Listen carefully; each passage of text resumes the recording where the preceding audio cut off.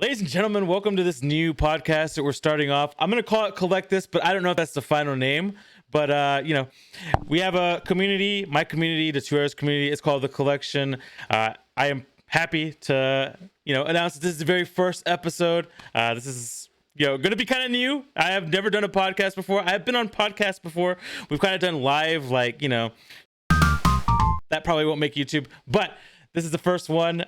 Today we have our great friend Xspearimentl, been around for a very long time, definitely one of my longest streaming friends. Xspearimentl, I think we've known each other since June or July when you started streaming, basically. My first question for you, and this is going to be my first question for everybody, what kind of stuff do you collect? So since I was probably 6, me and my mom and my dad were buy baseball cards and football and basketball and any sort of trading card besides Yu-Gi-Oh and that kind of stuff. I was into Pokemon as a kid, obviously. I think we all were. But I probably have 10 shoe boxes full of football, baseball, basketball cards, from 1996 to 2021. Not that we can find any now because quarantine. Apparently, these people thought collecting cards was cool out of nowhere because you can't get them anywhere. You can barely find WWE cards. I don't know what quarantine did to some people, but they're buying cards and stimulus checks have gone to baseball cards, and I'm just I hate to tell you, if you're buying the $2.99 pack from Walmart, the most expensive card you're gonna find is $20. Yeah. To get the expensive cards, you gotta buy the $200 box or the $1,000 box to get anything that's gonna get you, a $1,500 Luka rookie card and stuff like that. It just blows my mind. The simplest of things are just gone because people are quarantine stuck cards. Yeah, it's kind of nuts, man. I'll tell you that I went to Walmart one morning. I went to Walmart because I had to go pick something up, but I forgot something, so I had to go back later on that afternoon. When I went in the morning, they had this box of NHL cards, and I was like, "Oh, dude!" I always go check the cards because I collect Pokemon still. I still have an NBA collection as well that I kind of adhere to. I went in there. And when I went in the afternoon, the box was gone. They put all the packs. I was like, NHL cards are going out of stock. What is going on with these people right now? It's crazy. Yeah, and if that was in Tennessee, it doesn't even make fucking sense. I know that they have a team, but they're not a hockey area. If you were in Minnesota and you went in there and all the cards are gone in a 2-hour span, makes sense. Hockey fanatics. If you're in Texas and that happens, or Tennessee, or Georgia, or Florida, what the fuck? Exactly. One, why do you guys even have those cards? And two, why are they gone? Yeah. I don't know. This world's crazy, man. People buy the dumbest shit. Computer parts and stuff made total sense. Everybody had to make computers to work from home and all that stuff. But baseball cards, what the fuck are you guys doing? Building little baseball card houses? And it's crazy because the computer stuff, it kind of makes sense because, at first, 5 years ago, the big thing was, Bitcoin mining. And, I remember both companies that I worked for, invested heavily in that. They had a server room full of graphics cards, just, being utilized to mine. And that makes sense. As soon as one burned out, you could throw in another one. And it's nutty. It's nutty because... And then it came back. Yeah. And they were doing it again. That's what I was going to say. So that happened. And then basically the summer of last year, summer of 2020, video cards came back into stock. There was plenty of stock. I remember I bought, I think it's an RX 5700 XT. I paid $400 for it. Right now, the resale value for that card is $1,400. I'm like, what is going on? What is this market? That was a good card, but what? You can if you have a computer that you don't really use, but it has a solid graphics card in it, just pull that bitch out and sell it. You're Yep. gonna sell it for $300 worth more than it's worth if it's a good one. A decent one's gonna pull you $150 more than it's worth. Like that's completely insane. That me and you found a $1,300 computer that Yeah. we could pull a graphics card out and it would be brand new, without a box, but brand new. It could go for like $800. It doesn't make sense. Yeah. It's crazy right now. Yeah. So yeah, if you guys don't know, Xspearimentl is looking for a computer. He's about to finally have a streaming PC. And, he ended up with a much better than just a streaming PC. He ended up with one with a 3060. But we were doing research, and you could resell that card for about $850 to $900 on the market right now. That card is not worth that much money retail, but you can sell it for that much money right now because the market is so dry, and there's this video cards are a big thing right now. And I don't think it's mining as much as there's a lot of people that want to stream now. There's a lot more people that want to start gaming, and gaming, streaming, and mining all collide right now, and people are having a lot of problems keeping inventory. And then on top of that, like we said, COVID's happening. Companies are manufacturing product, but they are not manufacturing. They're not, I guess, relying on graphics cards right now. And it doesn't help that this world's not very smart. So when we get like free money, like stimulus checks, we're like, I'm gonna build a computer and I'm gonna use it twice a week. Like what? You're gonna build a PC or something that you're gonna play on it a lot more than that, I would hope. Like, I don't know. Like, there's so many options out there for you to buy. Like, you can buy $1,000 computer and play games. You don't have to put $1,000 into one part of a game and then not really touch the thing. I don't know. It's like everybody wants something that looks good, so they're gonna put all this money into it, and then they're not gonna do it. Exactly. I know so many people that have PCs that I know are not gonna do it. Yep. Yeah, and there's so many, and then there's so many people that are investing too much money in PCs and not actually focusing in on, what they want to do. Like they just think that having the best PC is gonna do them some benefit. And let's talk about this. I mean, Xspearimentl is a streamer. Xspearimentl, for the first 5 or 6 months that I knew him, had no camera. He didn't stream with a camera on, and since I've known him, he's been streaming off of his Xbox. And he's doing just fine on Twitch. I mean, it doesn't hurt you to take what you have and use it. Sometimes it's a detriment to not have a camera. There's certain people that won't watch because, well, we can't see you. Well, like you're just watching me play games. It's like I'm sitting there. But as long as you can get over the comfort style of not being like everybody else, like you don't have to be. There's people that stream for thousands of people that don't have a camera. Exactly. It's a comfort level for some people. Like you just got to get past that edge of realizing that you're talking to actual people who are watching you play an actual game, and you have to get over the stress level of, oh, I'm not good enough. You don't have to be good.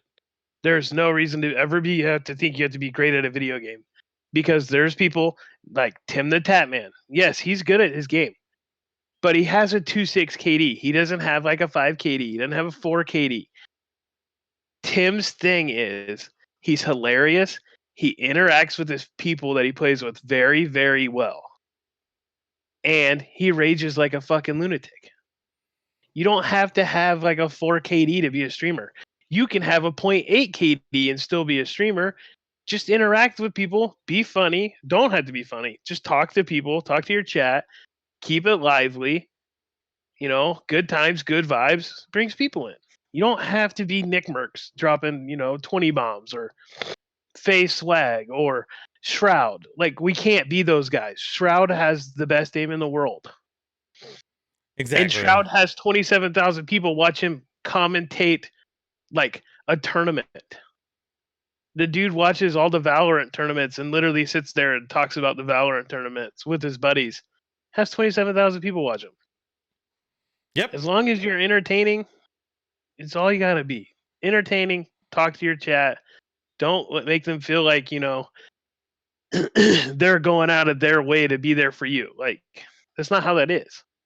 Like, they're there to have an interaction or an escape from, you know, daily life. Not everybody's life's golden, but sometimes when they go to a stream, they don't have to, you know, be through their life. They get an escape. They can smile and laugh and talk to your chat, you know. When your chat talks to your chat, let them. They don't have to talk to you the whole time. I love when my chat just sits there and talks to each other. I'm like, yeah, you guys do you. Have fun. Like, talk to each other. Exactly, and I agree with you. And you know, a lot of those people that you mentioned, they come from, you know, building on this for years and years. You know, a lot of these guys were on Justin.tv before Twitch was even around or a thing. You know, Yeah. these guys have been established streamers for a long time. They started from the bottom just like everybody else, and you know, they rose to the top. Shroud, you know, professional gaming player. You know, he had a Played career. CS:GO. Exactly. I mean, these guys kind of, you know, they know what they're doing, and some of them are really good at games, but you don't have to be good at games, like you mentioned. You just got to be entertaining, it's a few things. Entertainment is one of them. If you could be entertaining, then you can succeed for sure.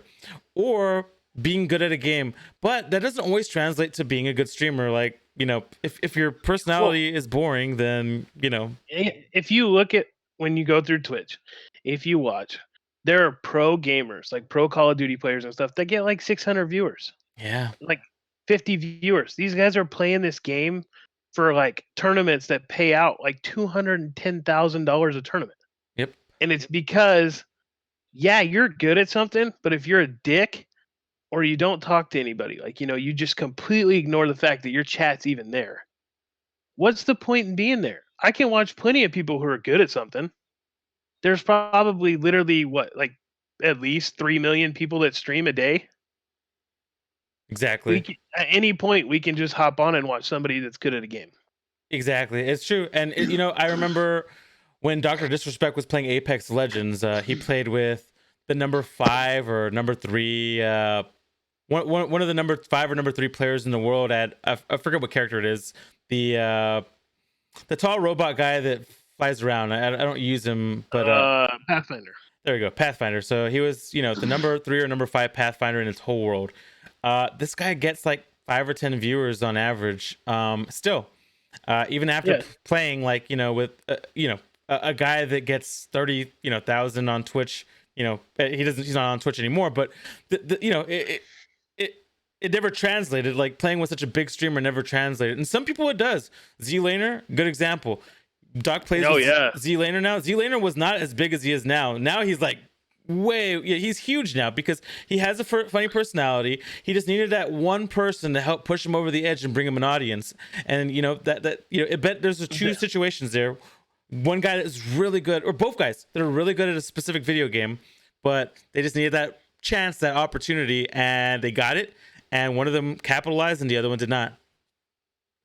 Well, and when you think about it, it's not, you're always like one thing away, you know? You never know when it's going to happen. But these bigger guys throw out hosts and stuff to people out of nowhere. You never know what's going to go down. And it just happens. Yep. And it's like everybody expects that one thing to always happen. Like, you know, just because you're good at it or something like that, it's just going to happen for you. And that's not how, like, one, it's not how life works. Two, it's definitely not how streaming works. Streaming, you can stream for like 7 years in front of an average of like 12 people. And then out of nowhere, a new game comes out, you're pretty good at it, and then you catch the right people's eyes, and out of nowhere, you go from 12 to like 1,000. It happens all the time in this game. But everybody expects it to just happen. And that's what they come into this with, that preconceived notion of, hey, I'm just going to get in there and, you know, my stream's going to be electric and blah, blah, blah. And then that's not how this goes. And then they quit. Agreed. I mean, we have a good example of somebody in our community that has gotten 2 huge raids by somebody that I know outside of, you know, our community, is Marcellus. Marcellus plays a lot of Rogue Company, and he's, you know, dang good at that game. He got recognized. He's good at a lot of the games he plays. That's true. And he's super young, and you know, I think he has a bright future ahead of him. He's got rated twice by Ava GG. I've known Ava GG for about 5 years. I used to sub to her. She plays, a lot of first-person shooters, and she also does GTRP. That's kind of where I found her like 3 years ago or 4 years ago. But she's incredible. And it's cool. It's kind of cool to see somebody in the community. He's small, like I said. He still has a lot of room to grow, but it's so cool to see somebody that is getting that like recognition by a big streamer, like, oh my god, like you're really good at a game, let me raid you, like, and trust you with my community of like, and she gets like Yeah. a couple thousand viewers. So Marcellus has like these, this big streamer that has recognized him twice and rated him with these, pretty nice, raids. I'm happy and proud of him, to be honest with you. Oh yeah, it's great. And it's always going to be great when it comes to stuff like that, It's when you build a community, it should never be about you. Never. Yes, it's yours. You helped make it and bring these people together. But when somebody wins in your community that way, it's like the whole community won. That's how it should be. That's why, we always talk about getting rid of sour apples and shit like that, and how not everybody's going to make it to the top with you. That's just how life works. If you run a business and you go in with your best friends, there's always the chance that you and your best friends aren't going to make it out the end of this. It's like a risk you take doing this. And when somebody like that and something cool happens to someone in your community, at the end of the day, you should just be happy. Because, you help bring these people together, but by bringing these people together, then they start their thing. Then you get to watch these guys grow that come into your communities. And like you said, Marcellus is like, what, he's 17 now? Something like that. Like, Yeah, he's in high school still. yeah, like he's got a long ways to go. Yeah, he plays games that doesn't have a lot of viewers. But the thing about it is he's 16 playing in these Pro 8s tournaments and stuff like that.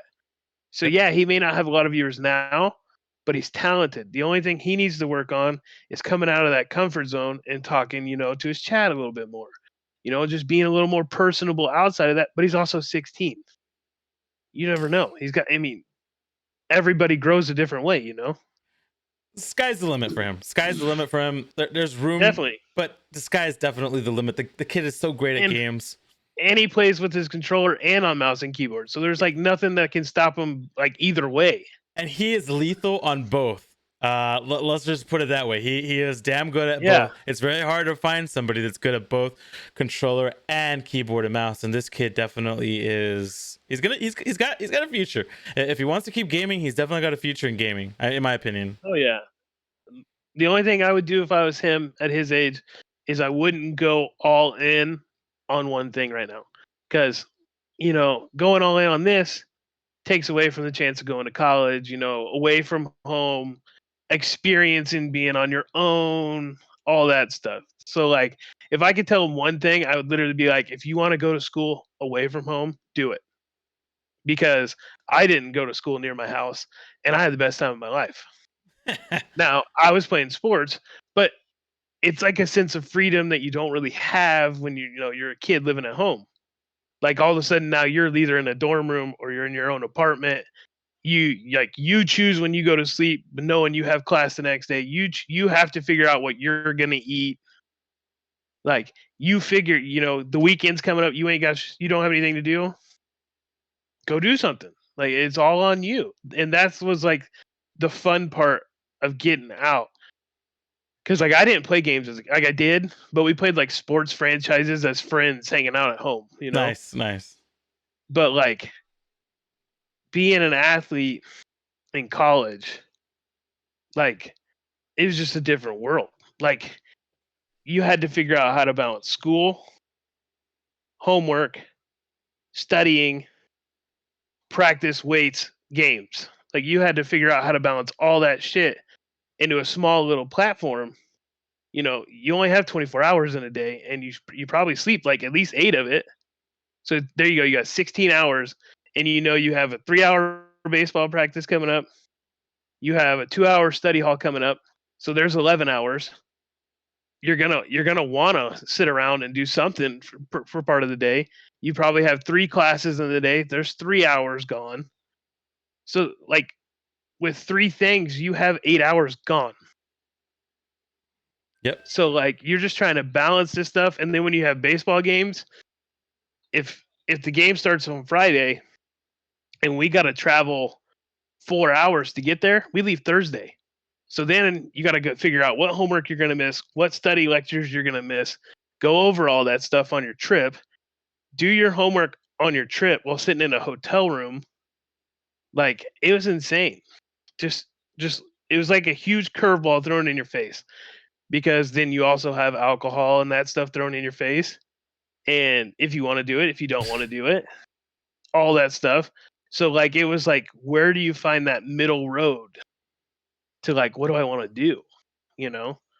But that was what was fun about it, because no one else could tell you what to do, except for your teachers and your coaches and all that. But if you're, if it's him and he wants to go to college somewhere, no one can tell him anything. Yeah, It's going to have to be all him figuring it out on his own. And I think that'd be, a good avenue to explore, because a lot of these guys, that like these pro gamers and stuff, they've been doing this stuff since they were like 14. True. Like, I couldn't do that. Like, you've dedicated your whole life to this whole game, and then a new game comes out the next year. You got to learn that game, and you dedicate your whole life to that game again. Like, yeah, they're making cool money, but outside of that, until they move to like, homes and stuff like that away, you're not experiencing anything. Yeah, You're not traveling around. Like, you may be going to tournaments and stuff somewhere, but let's think about a tournament. You're in a new city, but you got to wake up at 9 to get there to practice. You got a game, you got to practice some more, you got another game. Then you get to go out and have dinner. Then you're probably going to practice some more. Like, are you really going out to a new place, or are you just stuck in a new town that you don't live in, but stuck doing tournament stuff all day? Like, I just couldn't do that. I kind of like having the freedom to be like, well, I'm going to do this. I'm going to do this. Hey, I'm going to hop on stream. Hey, I'm going to get off stream. I'm going to go do this. I'm just going to chill. Like, I don't know. That whole avenue would just be weird to me, Someone telling you have to practice, you have to practice, you have to do this.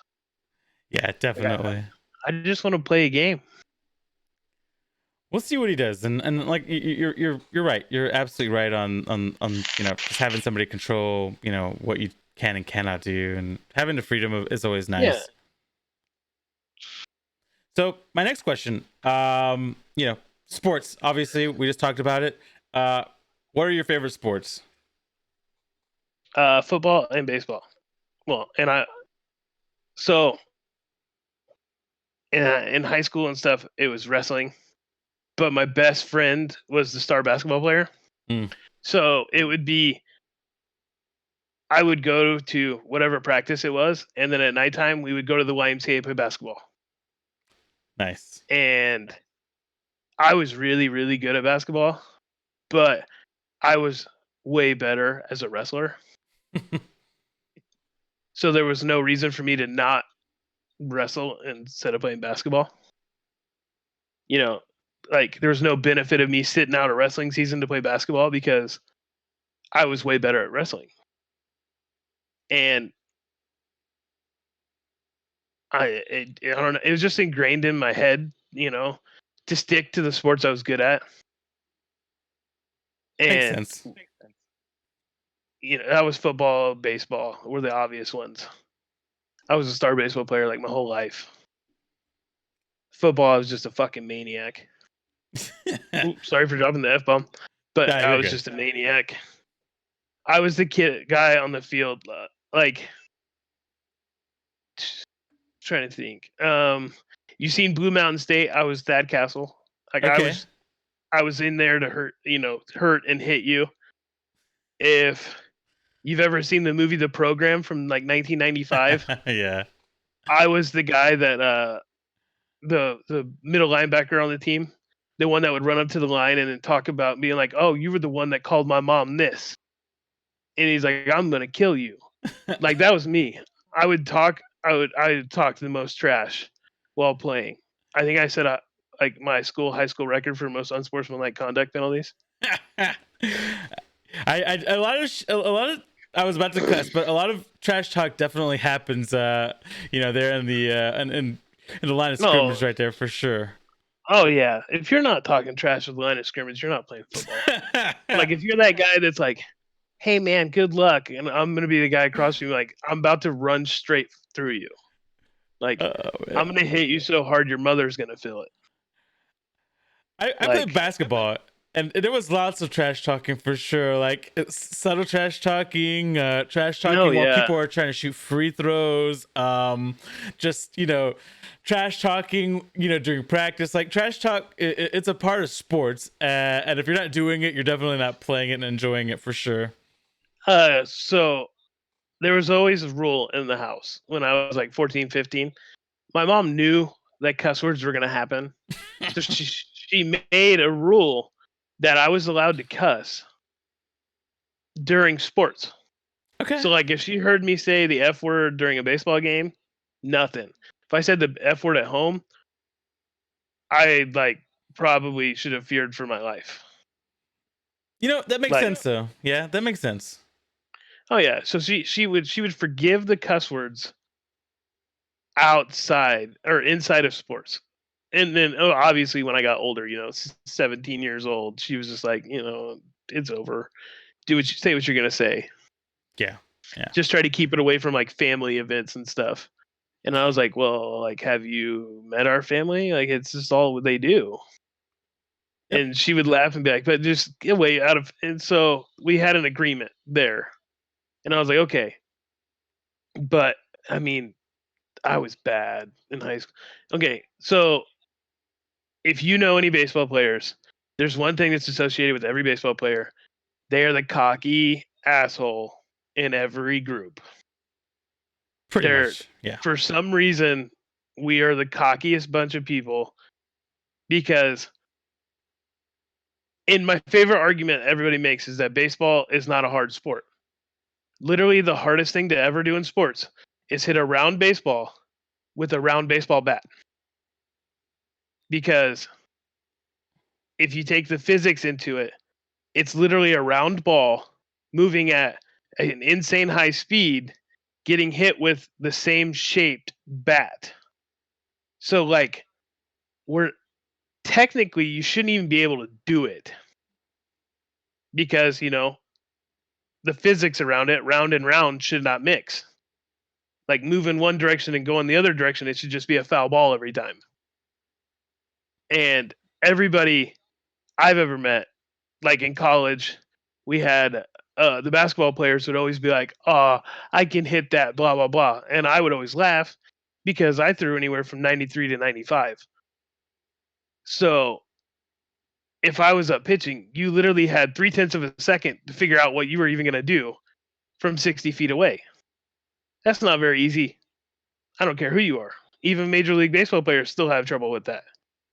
And there was one day I was like, okay. I was like, I'll pitch, you hit. And he's like, okay. And I was like, oh, this should be fun. So the first pitch I threw behind the guy. And he kind of stood there just terrified out of his mind. Like I literally just breezed a 93-mile-an-hour fastball behind this dude's head. And then I started laughing and I threw a slider the next pitch. It started at the dude's legs and he jumped out of the way completely and the catcher caught it right down the middle. And I'm sitting there laughing because you just told me this is easy, but not every pitch is going to be moving straight because that's not how baseball works at that level. And it always just cracks me up when people say it's easy. It's not easy. I don't care who you are. It's not, the stamina involved isn't as high as football, isn't as high as basketball. But if you think it's easy, go find somebody or go find a batting cage that pumps it up to about 90 miles an hour and tell me how many times you make contact. That's all I can say to people who say baseball is easy. It's not easy. And I played every sport. Yep. I completely agree with you. And I feel like a lot of people say that things are super easy. And, I've had people, that look on the outside think that my job is pretty easy. I've been working from home since 2012. And, on the outside looking in, yeah, sure. Like But I think experience definitely, but it definitely takes a lot of skill. And not just my profession, but baseball is definitely a skill position. Like you're basically looking at a ball going at a very high, fast speed. I mean, 90 plus miles an hour, or you got those 70, 80 mile an hour curveballs that just come at you. I sucked at baseball. I was not good, and there's a reason for it. Like it's a tough sport. I'm more of a basketball, football type of guy. I play basketball, and I was great at basketball. I used my height as an advantage for sure, and I could shoot somewhat decently from mid court. I had no problem when I was younger, playing baseball, and even I shot rifles in high school, and I was like a military grade sharpshooter, on the rifles, and that's probably a fact that not many people know, but that stuff takes skill. Like so I thought I could It's all shoot. the little things that people think that they're good at. So I shot pistols, and because I was like, oh yeah, like, oh, if I could shoot rifles so well, I'll shoot pistols too. And dude, shooting pistols is a completely different thing than shooting rifles. Like, it is fucking tough. Well, it's because it's when it comes to a rifle and a pistol, the rifle barrel helps you so much because of the length that the bullet comes out of helps straighten it up. With a pistol, you have such a short barrel that the bullet velocity coming out of a rifle is way higher. Coming out of a pistol is not. So, a third or a 60-yard shot with a rifle, okay, it's not going to drop very far. A 45-yard shot with a pistol, the bullet velocity may fall, 2-3 inches, 3-5 inches. Like, it's all stuff that you don't even shooting a rifle, you don't think about it. Shooting a pistol is just like, Yep. this is way different. Yep. It's all games of calculations, and I think that's a lot of professions. That's basically what it is just getting the science and the math down. I mean, shooting a basketball, you definitely into that small ass hoop. Like it's a game of calculations. Like you gotta predict how far you need to be shooting that ball to, Yeah. and then on top of it having a defender on you. Like it's skill. The angle of the release, how high you're throwing it up. If you have a flat shot, you're gonna have trouble. Like, it's all the things. Like, Ray Allen is like the one of the people that I can think of in basketball that took it into his science. His jump shot was so flat because he figured if he jumped to the peak of his jump, he could throw it straight into the hoop. Yep. Like, it was almost like a chest pass to the hoop. But everybody else, I mean, look at Steph Curry. He's throwing rainbows in the air and they're going in, and that's always my favorite thing though, are the people that say that baseball is not a skilled sport are dudes that play football. And I hate to break it to you, football is about being athletically gifted. Mm-hmm. It's not. There's hardly any skill into it. I can take your most random kid out and teach him how to tackle somebody. Yeah, he's not going to tackle him all the time, but that's where the gifted part comes in. If you're 5'8", 180 at middle linebacker, but there's a 6'3", 240 guy who runs the same speed you do, who are they going to take? Exactly. The 6'3" dude who's going to hit you and you're going to fall down. They're gonna take the freak of nature. I agree with you, and I would say the two most skilled positions in football would be quarterback and kicker, because I mean, kicking a ball and punter, kicking that punting. ball, yeah. Ugh. And it comes in with wide receiver. There's a little bit of skill put into it because you got to have the hands, and quarterback and safety. But from like the rest of it, running back, you literally they hand you the football and you run. I would say physically, physically you definitely have to be gifted to be a running back, because it's probably the guy that gets hit the most for sure. You get hit them. Well, technically, your linemen get hit the most. Well, but they're also gifted in this way that you're 6'8", 310 pounds. You bench press 450 pounds. Like you're gonna be adapt to taking that beating, whereas you're 5'10", 210 pound running back who's getting hit by those 310 pound guys is not gonna be. Agreed. But like, that's just the only part that always cracked me up is the one sport that is based off of, like at a high levels, is based off of being physically gifted is the one that makes fun of almost everybody. That's true. That is true. So, off of sports, let's go into. We talked about big streamers a little while ago. We talked about Tim the Tatman. We talked about Shroud. Do you have any inspirations? For your streaming at the current moment? Like, is there anybody that inspires you that makes you stream? And have you put any of those like things that you've learned from other people into your stream? Um,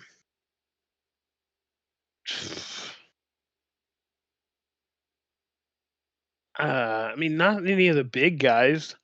I mean, I enjoy, watching like your streams and taking stuff that you do with your community and try to implement it into where, I try and show how much my community means to me at all times. But like the big guys, I mean, really the only thing the big guys and me have in common, like, Tim the Tatman and Courage and Nick and those guys, is all we do is talk shit.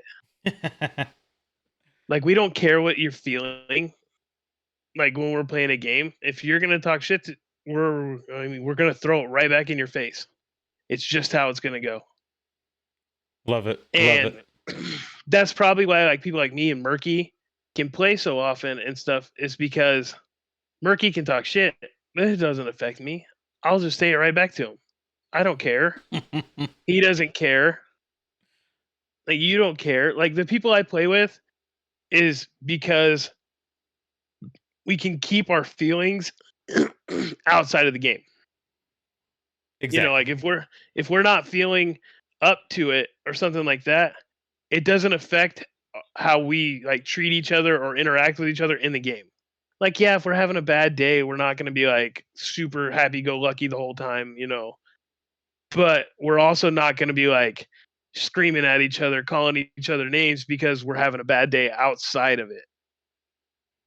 Yep. And that's like mainly what I wanted to do with who I play with. That's why I play with like few and far between. Frosty. Me and Frosty can talk shit to each other all day long. Not a problem. True. Me and Kiki and Rose, we can talk shit to each other nonstop. Not a problem. Me and Steven talk shit to each other. Not a problem. It gets to where when we get into it and the person's like feelings get hurt. Like me and Freak.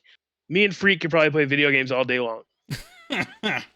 But like there's some people I know out there that would play a video game with me and probably hate every second of it, because one, I would either talk shit in the game or like about the game, and they just be like, I just don't want to deal with this. I'm just like, I'm a very selective like taste. Like, you have to be ready to put up with stuff if you're gonna play with me, because it's just an everyday occurrence. It's gonna happen. I mean, my emotes are literally suck me, you are dog shit, bot, shut up. Like, my emotes are made to be a smartass. Like, they are made for whoever subs to me to come in and always have, like, you don't want to say anything to the guy, throw up a shut up. You don't want to say anything to him, but they suck, throw a bot in there. Like, it's me. It fits me. I didn't want anything. So everybody knows who makes my emotes. It's not hard to know. She makes a lot of emotes for everybody else, but Pixie makes my emotes. And she really wanted me to do like a raid and, the basic ones. And I was like, that's just not me. Like, what part about me has ever been anything around basic? Like, I've already said it, I'm a very unique taste. Like, my friends, I will rock for my friends no matter what. But if you talk shit to me, I will talk shit back to you. It could be my best friend in the world. It can be my fucking mom. If my mom talks shit to me, I talk shit back to her. It's just how it goes. I did it to my grandmas. Like, if we're going to talk shit, just be ready. I graduated college, and the degree I took was just talking shit, because I did it in college too. Because it's just like in real life. I'll talk shit to you in real life, and if you want to handle it one way, we can fight. It's cool. You're probably not gonna win. I grew up in martial arts, but I mean, if you want to, go ahead. But it's just how it is. I talk shit to everybody. There's people out there that hate me that will literally be like, I won't talk to them because all he does is talk shit. But they don't really know me, obviously. But they messed up one time and they talked shit to me, and I went back and it was a little aggressive for them, and they were just like, oh no, it's just I just don't want to talk to him anymore. And I'm over here like, cool, okay, have fun. Like, it's just who I am. Yeah, I like to have definitely. fun. I like to play video games and mess with my friends, but I love to talk shit because I just a lot like growing up. As a kid, I always got messed with, and it's just whatever. And then the older I got, I also grew up in a bad neighborhood, so once you let it affect you, it just kept coming back to you. And then I learned, hey, if you punch that kid in the mouth, that kid's gonna sit there and be like, well, I said something to him, but he popped me in my mouth. And then once I hit like high school and stuff, it was game on. Anybody wanted it, you could have it. Definitely. And now my little brother's going through that. Mm. My little brother is very uh non-confrontational. Unless it's with me. It doesn't make any sense. But he'll talk shit to me like it's nonstop all day. One of his like school buddies says something to him, quiet as a bird. I come over and tell him to quit crying, and it's like hell's gates open. So I don't know. I just learned at that really young age to like stop, take the I don't care meter, just shut it off. You don't have one. Everything's fuck it, and that's just how I lived everything.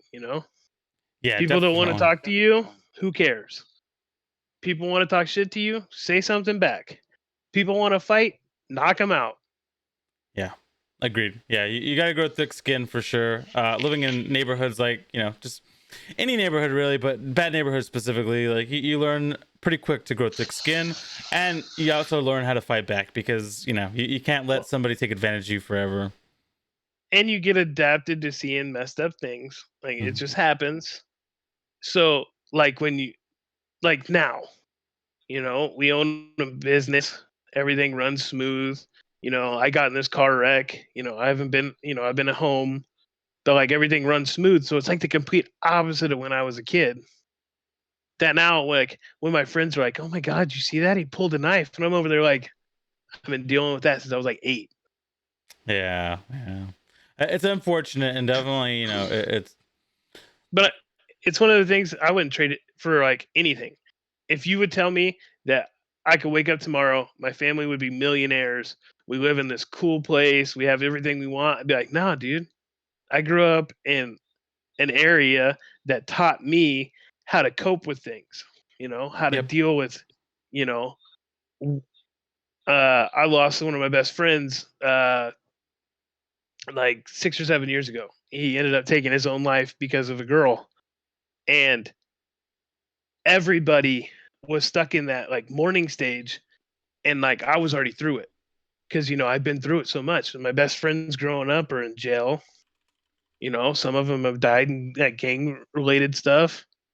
Like it's just something. It sucks, but you get adapted to it, and it's a shitty thing to live. But like when something bad happens, you bounce back super fast.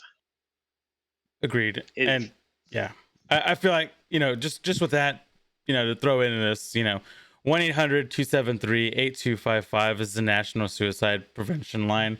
Definitely give them a definitely. call. Yeah, nobody should be taking their lives, And if over. it's anyone in our community, I had Sweet Cheeks come in today and tell me that in the last 2 weeks he thought about doing it to himself.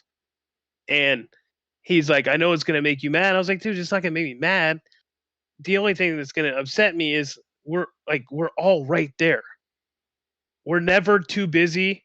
Like if it takes me a little bit to respond back to you, I'm sorry. I turned off Discord notifications. But if you're going through something like that and I see it, I'll give you my phone number. Like it's no problem. So like anybody in the community that sees this, everybody knows me.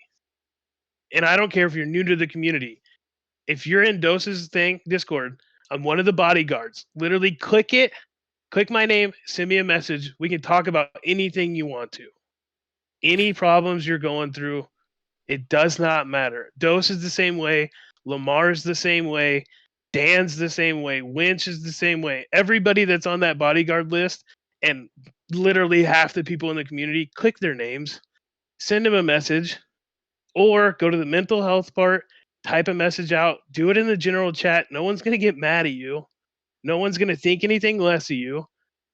Just message us and let us help you guys. Like, that's what we're all here for. It's a family so that we know we're not alone. And it's a shitty time right now. And depression and stuff is hitting really hard because we're all stuck at home. We can't do things that we want to do.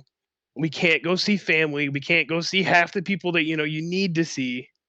So just know that literally all of us are right there. It takes one message. And you have at least, I will say, at least 15 people will react to it and talk to you. Agreed. And yeah, like Xspearimentl just said, I am here. He's here. If you guys need a personal phone number, I am always available. And if I'm slow I'm to not scared to respond, give anyone that. yeah, exactly, same. So that's I think it's an important conversation. That definitely, we I don't know if I'll be able to bring it up in every podcast episode, but it's something that's so important that our community is amazing, and I've watched so many people come in, just depressed and having a rough time, and never feel embarrassed. I mean, it's part of life. Depression. It's not something to be embarrassed by. It's something that you have to live with, and it's hard. But the way to live with it is to not do it by yourself. That's when it becomes impossible. Is thinking that you have to get through these things alone.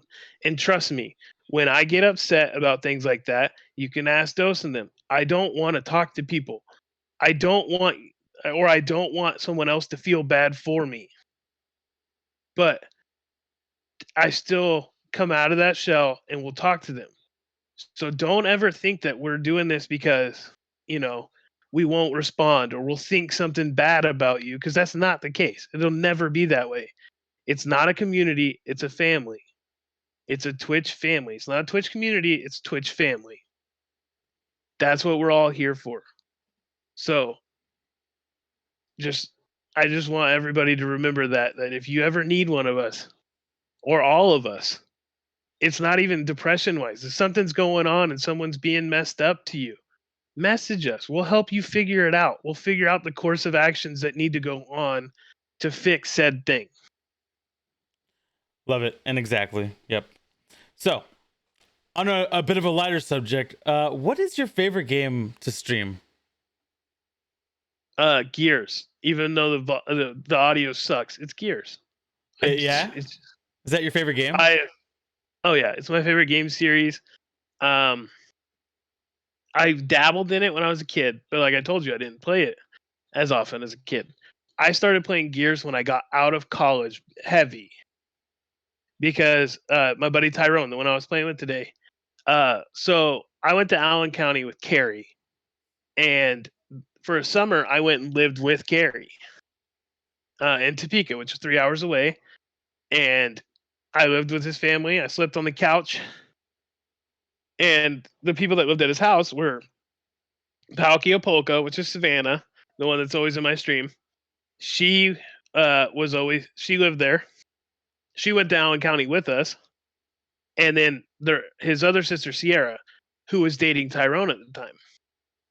And I met Tyrone through that. So when I got done playing baseball, when I blew my elbow out, and I came home, I started playing Xbox, and I started playing Call of Duty with them. And then Tyrone one day is like, "Hey, free game is Gears of War 1. Download it." And I was like, "Okay." And this is when Gears Judgment was out, and that game fucking sucked. And so we played Gears 1. Dude, we would spend hours. We would sit down and play this game for like 4 hours. And then Gears 1, how you found a game was you would go to ranked, and then there would be like X amount of lobbies put up. And then it had rounds to win and time limit on each round. So you would hop in. And I started playing it with them, and naturally sucked. Kept playing it, and this was when the game was heavy with glitches. Like you could Mhm. crab walk, where you would like your body wouldn't be moving, but you're like flying around the map, and uh, chainsaw glitching, where you could touch somebody with a chainsaw and they'd instantly explode, and then you can look for the next person. You could. There was another glitch where you could chainsaw someone with your shotgun. You can chainsaw somebody with like anything, a sniper rifle, a pistol, but as soon as you chainsaw them, you died too. But it was funny because the dude saw a shotgun held in a chainsaw animation and they would die. So it was hilarious to watch. You could flip out of the map, and then what was it? So it went Gears, Judgment to Ultimate Edition. And Ultimate Edition was Gears 1 remastered. Oh yeah, yeah, yeah. I remember And it that. was so much fun. There was weapon sliding and there's everything else in it. It might have went Gears 4 then. No, it was UE. And I started playing that and we played that so heavy. I think I had like 64 days played in that game. Holy smokes. And then Gears 4 came out and it kind of sucked, but it was still fun. And I had like 69 days played in that game. And then Gears 5 is out now, and it's been out for about I think it was like almost 2 years. And you know, I it's just a game I can fall back on. And yes, I get mad at it. Yes, I yell at it, but that's because the shotgun is busted and or the Lancer. Something's always broken in this series. But you got to remember, it's made by a smaller indie company. It's not made by your big games like Call of Duty.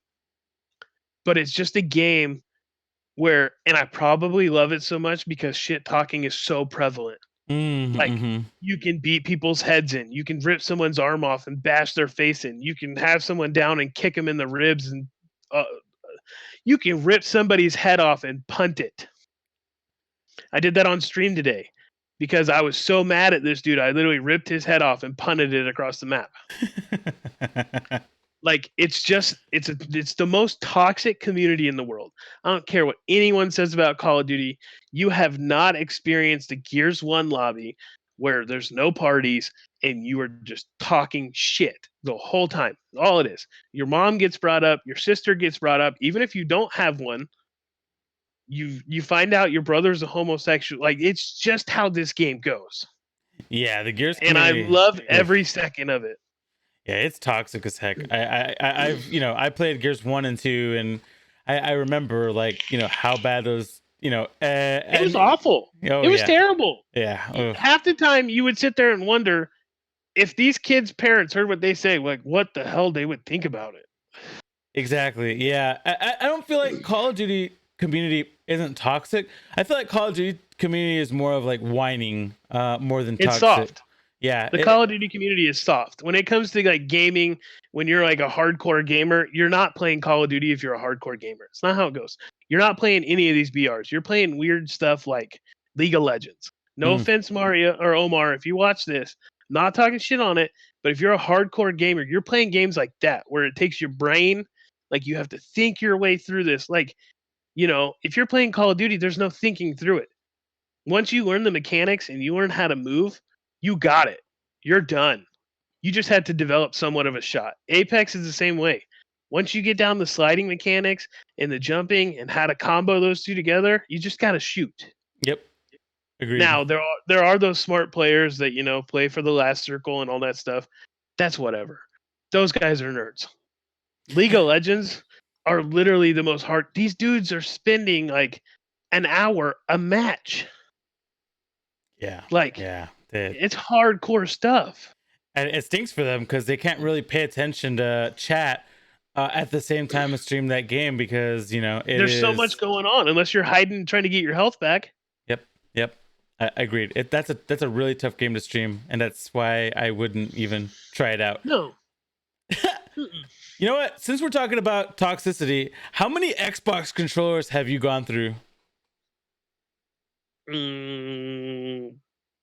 I only break the ones that are already broken. So like controller drift, everybody has it. If you play BRs and stuff and you're constantly pushing the analog sticks in, you have controller drift. I don't care what the hell you say. And instead of taking my controller apart and doing that, I just buy a new one. But the fun thing is, you can either give the old broken one to your little brother, or when you get super pissed off, you can just shatter the shit out of it and it doesn't affect you. And so when it comes to me like genuinely getting mad, and it's not even at the game, it'll be at someone talking shit to a level that gets me to that point of, if you were near me, you would go to the hospital. I'll just shatter a controller. I don't care. Now, this one will not happen. It will not happen. There's never a day in me where I'll throw this $240 controller anywhere. True. Yeah. Oh my. I will take that thing apart and fix that one. Don't blame me. You might as well bury that one with me. Yeah. Don't blame me on that. I mean, it's expensive for a reason, though. It's expensive because it's good quality. Mm-hmm. And it's fixable in a lot easier manner than a regular controller is fixable. Exactly. And it gives you paddles and extra buttons, and it just sounds cool because you're like, yeah, I'm using my paddles. Like, you're the cool kid in the gaming. Not anymore, because fuck, everybody and their grandma has one. Yep. There's like 50-year-old dudes that play with Elite controllers and stuff, and it's like, one, I think it's pretty cool that you're still playing. Two, your wife must be pissed. And three, did you have to buy the most expensive thing? It's all the basic stuff you gotta ask yourself. Like, I don't know. It's just, I never had one. Like, I had a scuff, and so the scuff, the paddles are straight down. Yeah. So you have 4 paddles that are like straight in a line like this, and they're easier. Like, I enjoy using those, but you always can misclick because you can click 2 at once. These, like, you literally have to use 2 separate fingers. Like, there's a paddle here. Oh, I'm doing stuff on my Xbox. Oops. And then you have to use this finger up here for this one, the little one, and that one for that one. And I just like the feel of it because I can rest my hand like normally and still use my paddles while playing. Yeah. Because when I play with a regular controller, I play claw. So my hand looks like this while I play. Because I move the joystick with this, and I push buttons still. Okay. And so you use your index finger for your right analog stick, and your thumb still pushes the buttons. And your middle finger is what you use for the bumper and trigger. And there's actually some people in this world that play double claw. And I don't know how they do that, because I feel like I would drop my controller nonstop, and I have big hands. Yeah, that's true. And there are some psychopaths in this world that still play claw with paddles. But those guys also have movement that's out of this world. Yeah. And probably tons of experience. They're like sweaties, like McNasty. They're just those little sloppy, little nasty kids that sweat their brains off in games. We'll have to talk to McNasty, see if he has a rebuttal to that. I'm not even going to say sorry. He'll be like, I play mouse and keyboard, sir. True. Yeah, that is true. Although, I mean, mouse and keyboard's pretty sweaty. It's very sweaty. Especially if you have custom keybinds where you're like pushing 16 buttons at a time to do something. Like, it's not physically possible, but they do it. Yeah, 100%. Or they have like 16 buttons on their mouse. I have I have a crap load of buttons on my mouse. Yeah, the mouse that's coming with this computer apparently has 7, and I'm like, oh my god, nice. And then I found out you can get some that have like 12, and I'm like, what? Yeah, that's what. Then I also found out that there's guys in Apex that shoot with their scroll wheel. Ugh. They can put an R301 in single fire and roll the scroll wheel, and it's faster than if it was in fully auto. Yeah, that does make sense. That would be disgusting. I could see that. Yeah. NRG Rogue does it with the scroll wheel and his button. So he has 2 shooting buttons, but when he puts it in single fire, he aims and scrolls. for when he has the anvil receiver, and it's disgusting. Yeah, dude, the Anvil receiver. I'm not gonna lie to you. Like, I've been really getting good with the what's the heavy weapon that uses it? Flatline.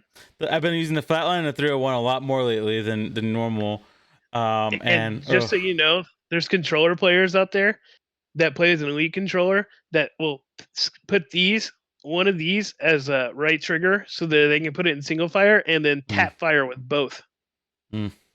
And it's the most terrifying thing in the world because they have aim assist and they do that. Yeah, and aim assist definitely works. I mean, my KD dramatically improved when I started playing on the PlayStation, and I'm not playing on it all the time, but when I do, pull it up, man, it is nuts. Like how accurate you can get.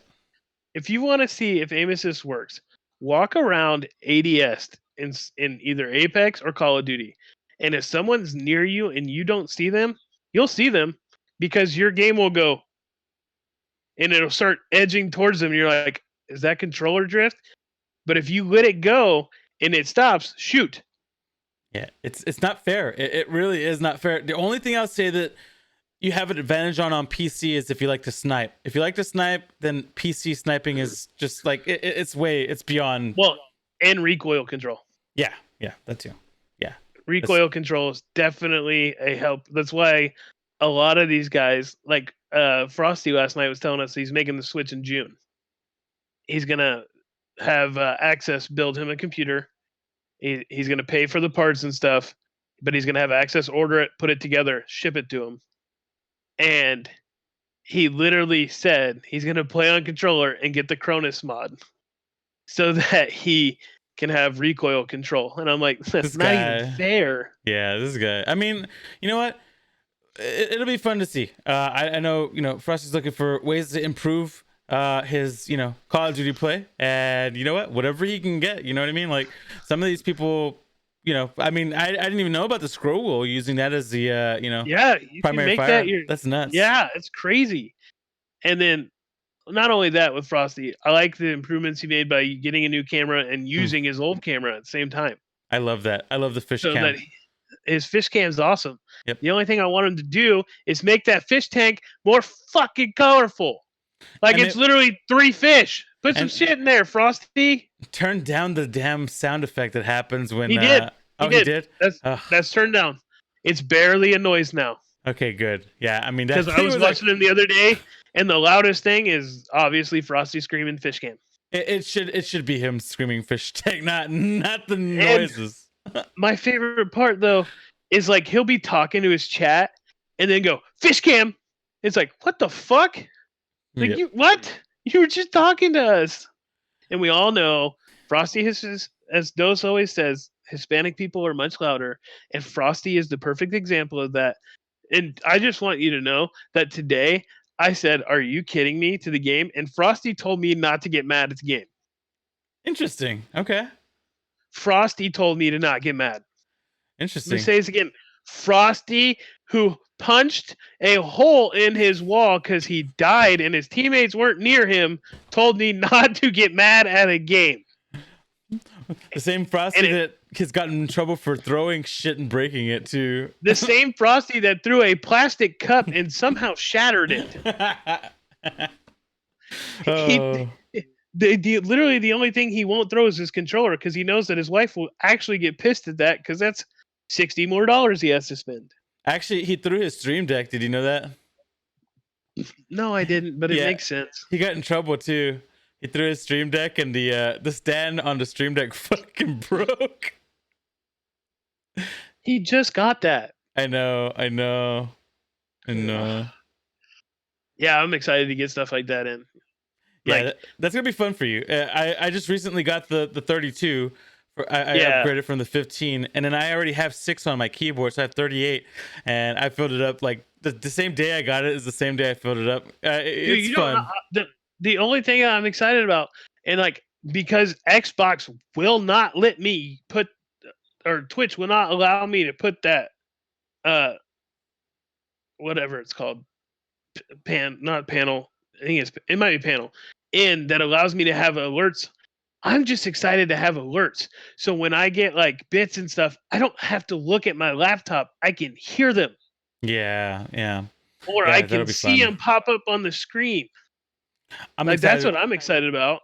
I'm excited for that stuff for you too, man. Like, you know, it's cool to see the evolution of a lot of people. I think I've said that a bunch of times, but just watching streamers that we know evolve, you know, from where we all started, you know, a year ago, and a lot of us come from, you know, a time of COVID happening, and you know, not being able to go out and hang out And with our friends, and yeah, and I think that is the coolest part about it is that a lot of these people that play video games and stuff, they may, as most people like assume, they're like the ones that don't have friends and blah blah blah. That's not how it goes. Their friends just don't live by them. yeah, that's true. And a lot of us, obviously there's some of us, that are very comfortable in situations. Like you could put me in a room with people and I'll come out of it with like 12 new friends. I'll talk to anybody.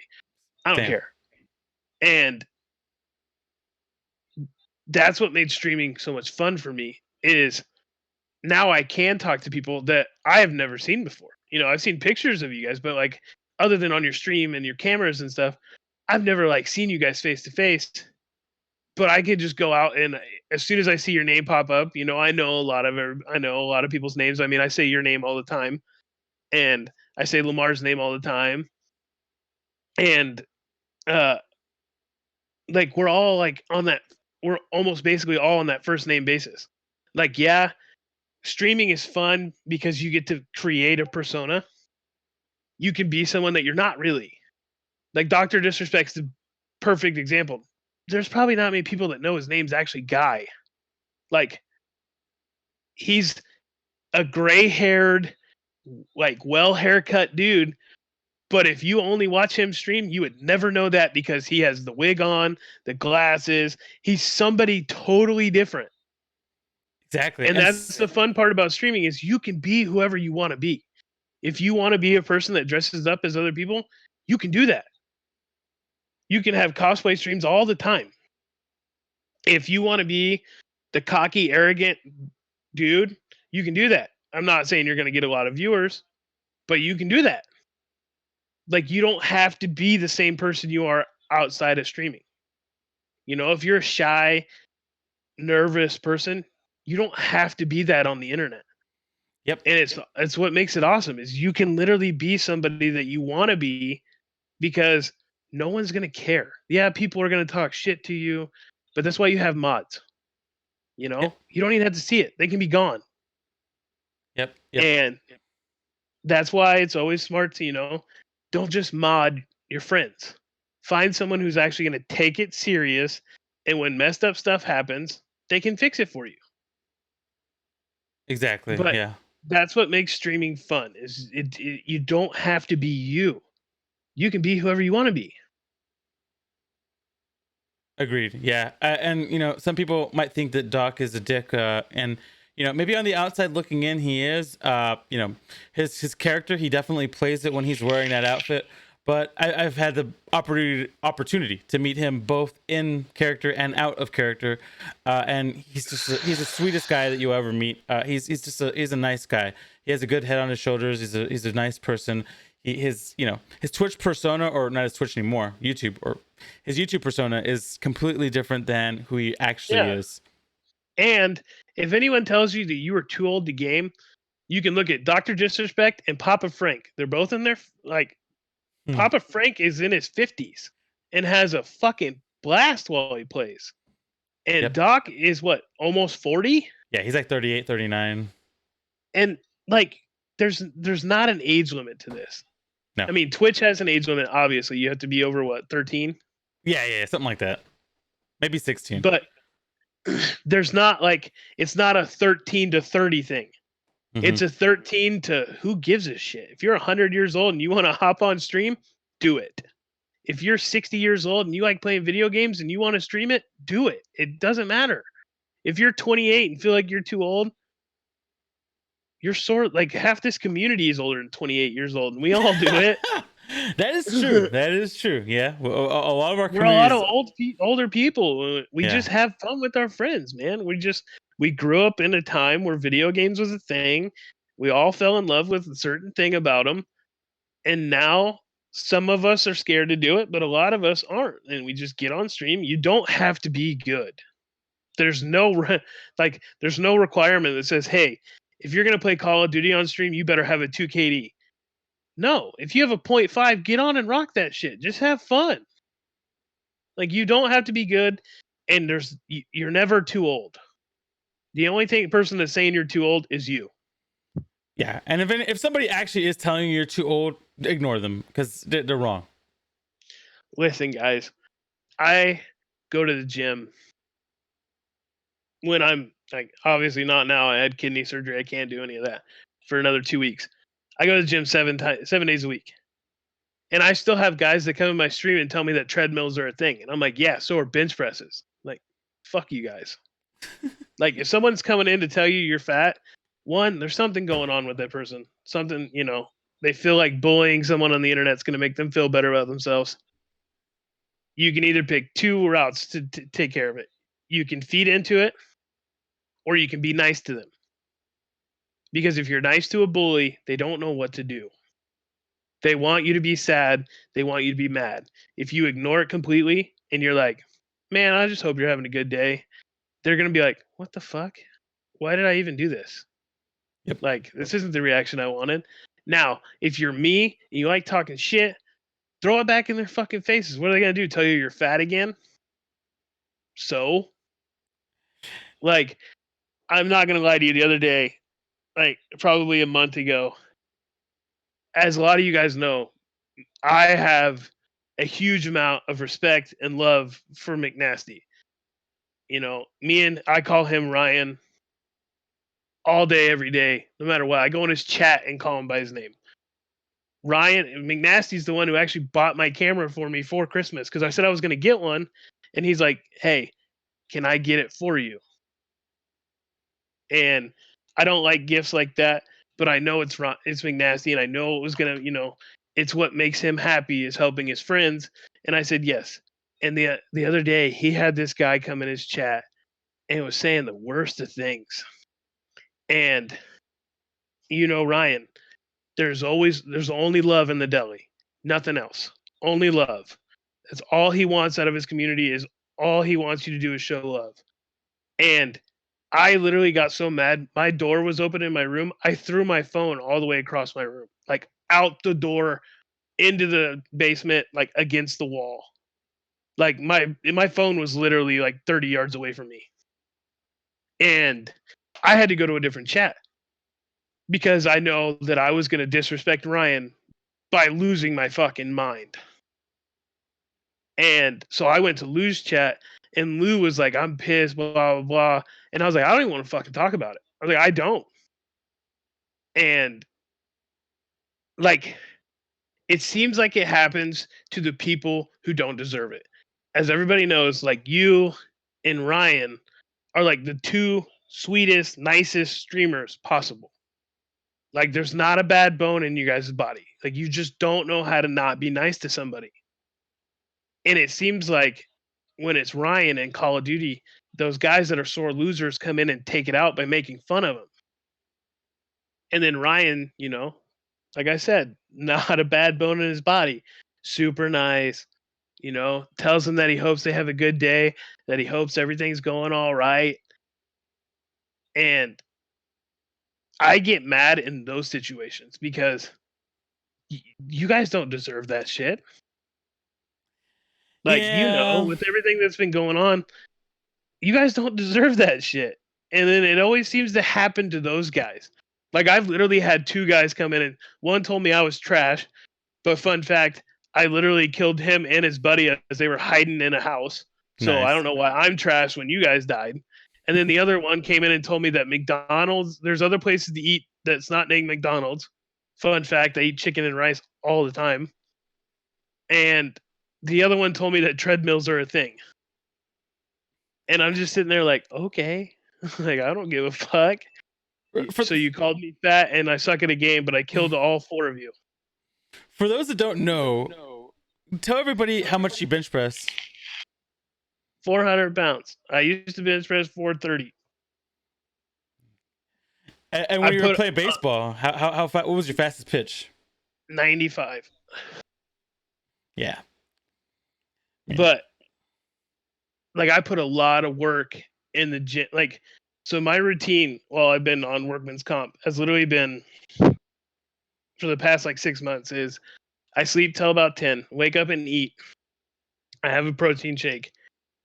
At about 11:30, I leave and go talk to one of my buddies who owns a bar where I used to work for like 7 years.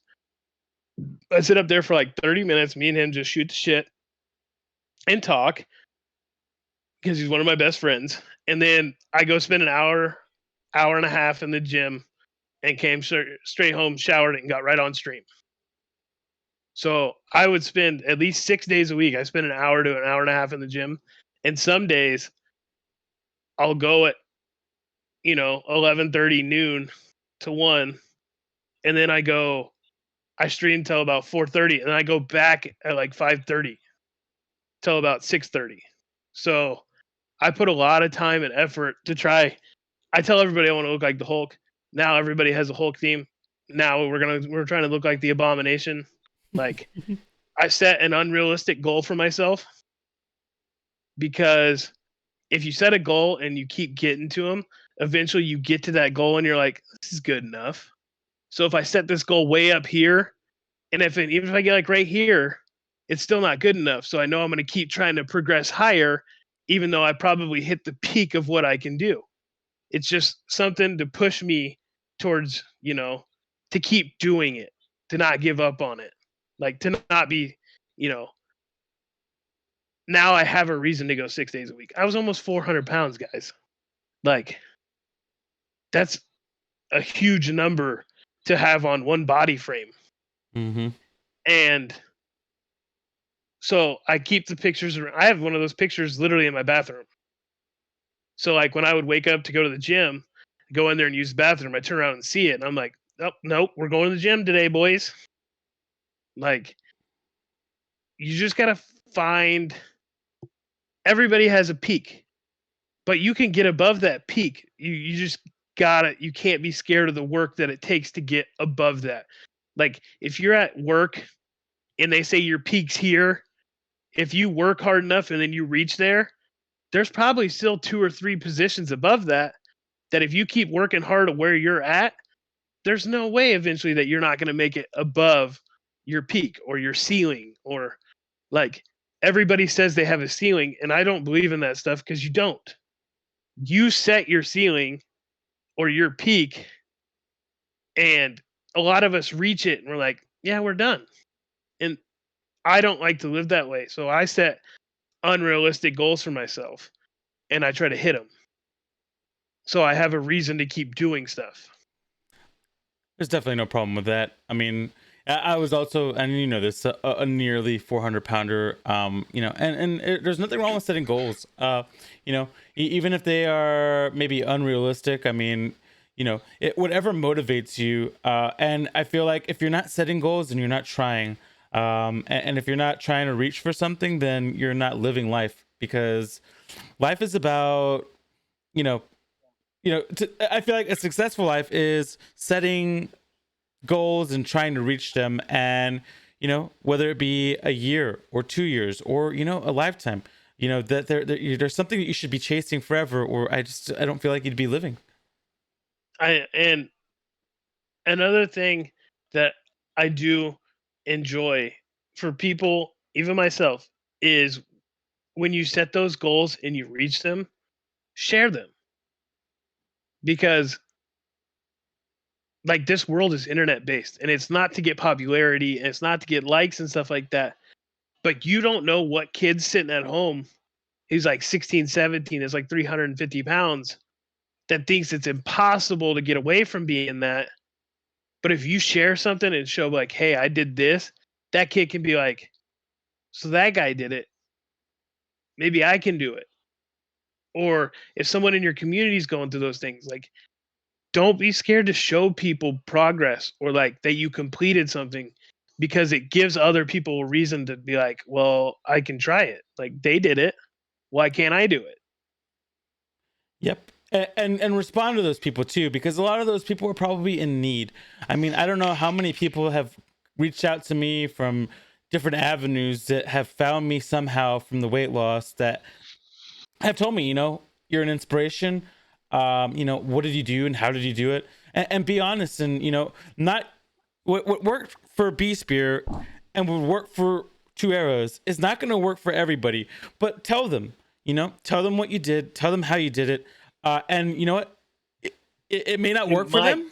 Yeah, but it might work. It might work for them. And just that positivity, the positive vibes, it means the difference to somebody that's going through it.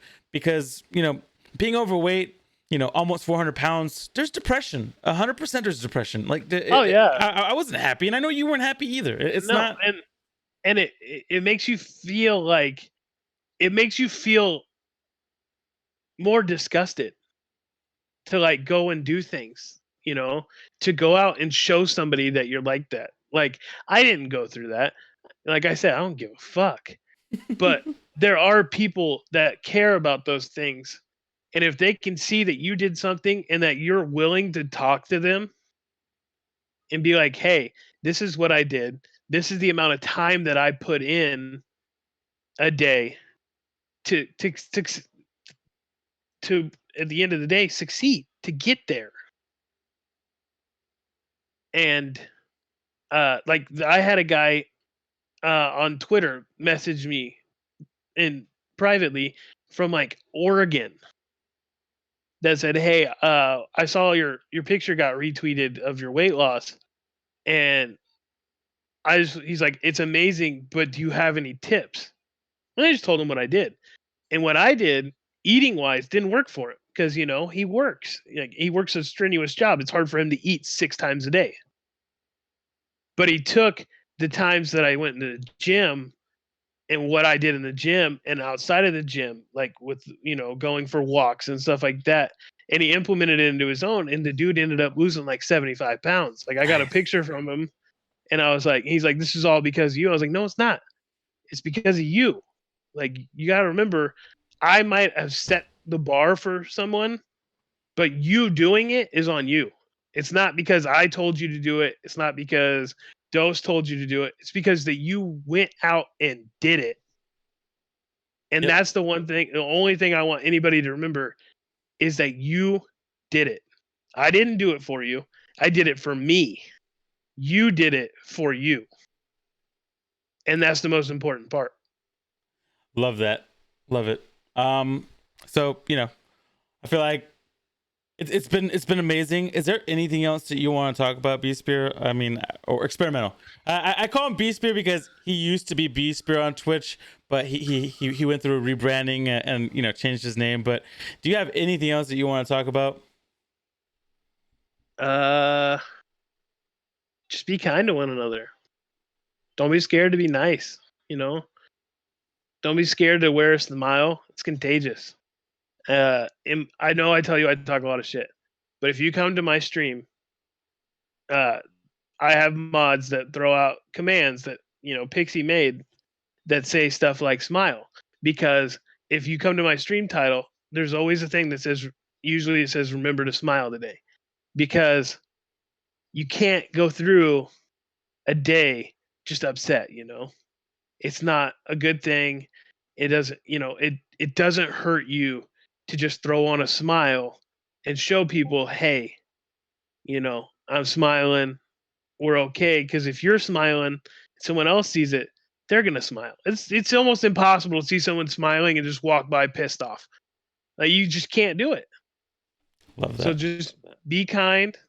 Always remember to smile and just have fun. Remember to do what you want to do and have fun. Life sucks if you let it. If you find a reason to have fun and smile and be around people you care about, that's how your life's going to be. It's going to be something that you enjoy, that you are happy with.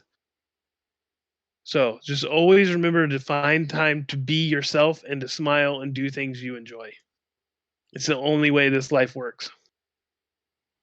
Absolutely love that. And yeah, I mean, it doesn't cost a dime to be happy, to be positive, to give love, but it definitely costs to hate. Yeah, and I'm not telling you that you have to be happy all the time. None of us are. Yeah. There's not a person in this world that is happy 24/7. Mm-hmm. But if you're happy more than you are pissed off, you're gonna love everything so much more. It's gonna open up this whole new just view on things that you're gonna be like, wow, this is way different. And surround yourself with positive people. Yeah. Don't allow someone else to drag you down. Yep. Like, you are you, and who you hang out with directly affects you. So if you find a bunch of people that are negative, I hate to break it to you, your life's going to be fucking negative. But if you find a bunch of people that you can vibe with, that you have a good time with, that you guys can always smile and laugh and enjoy yourselves, it's just gonna wear off on you. Yep. Well, and that would be the one thing. Just be happy. Love that. Well, this won't be the last, but it definitely was the first experimental. It was an honor. I know it's kind of late, but I don't sleep. You're good. It was a good time, and like I said, it definitely won't be the last time you're on this podcast, because there was other things that I wanted to talk about, but I know that it's been, God knows how long this has been. Do it on your stream. Yeah, exactly. But thanks for everybody that's watching this. Definitely spread love, spread joy. Like Xspearimentl said, I mean, not everybody's going to be happy 24/7, but if you put on a happy face, you know what I mean, and surround yourself with positivity, it's statistics. You're more than likely to be happier in life if you do the above. Until the next time, you guys have a great day, have a great night, wherever you're at, and thank you so much for watching this. Later.